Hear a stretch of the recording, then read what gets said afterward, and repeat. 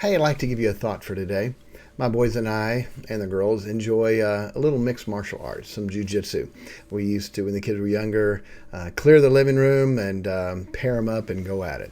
They couldn't get mad, and we have to be careful not to break anything. Kids are too big now; they'll definitely break something. But we enjoy that. Most fights will go to the ground within 30 seconds, and so being able to know how to defend and fight from the ground is a big thing. And so we would do that. I was talking to a friend who is a professional in this, and we're talking about something called the triangle choke. And I asked him about it, and I said, hey, how do you get out of it? When every move they have you in, there are things you can do to be able to get out of it. So I asked him, I said, so how do you get out of a triangle choke? And he said, you don't. I said, what? I said, how do you get out of it? He said, you don't. He said, the only way to get out of a triangle choke is to not get in it. When you see them going for it, then you get out right then. You do something to stop it. Because once it gets locked in, there's nothing you can do. You will be there. I thought about this verse, 2 Timothy 2:26, and that they may recover themselves out of the snare of the devil, who are taken captive by him at his will. It's amazing the tricks that the devil has where he can take someone captive whenever he wants. They've already fallen for it. They're already in the trap. They don't even know it. That bird is still eating the bird seed. He doesn't know. He's already underneath the trap. All they have to do is pull that pin. The trap falls down and they're caught.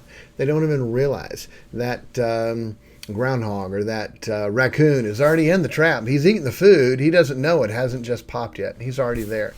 The Bible says, a prudent man foreseeth the evil and hideth himself, but the simple pass on and are punished. We should be able to see what the devil's trying to throw at us to make sure we do not let him get us in that. Because once he does, there's some things that are very hard to get out of. The best thing to do is to not let the devil get you in that. Those snares. But one I've dealt with so much is alcohol. It's legal, and so people think it's okay. It's called an adult beverage, and hey, we need to relax and unwind. It's amazing when that alcohol gets a hold of you. At last it biteth like a serpent and stingeth like an adder, Proverbs 23 says. You play with it, it's going to bite you. How many people have I dealt with that just drink it socially? But then something happens in their life and it goes to more socially. They've already opened up themselves for it, and it's a mess. Wine is a mocker, strong drink is raging. Whosoever is deceived thereby is not wise. Hey, you see the devil wanting to use that on you? Don't even go there. Don't even let him start to put you in a position, because once he has you, he can have you. It's amazing how many people in my 30 years of ministry I've seen die because of alcohol.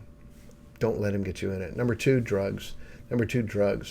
The Greek word for drug is pharmakia, pharmacy. The English word in the Bible is sorcery. When you play with drugs, you're playing with sorcery.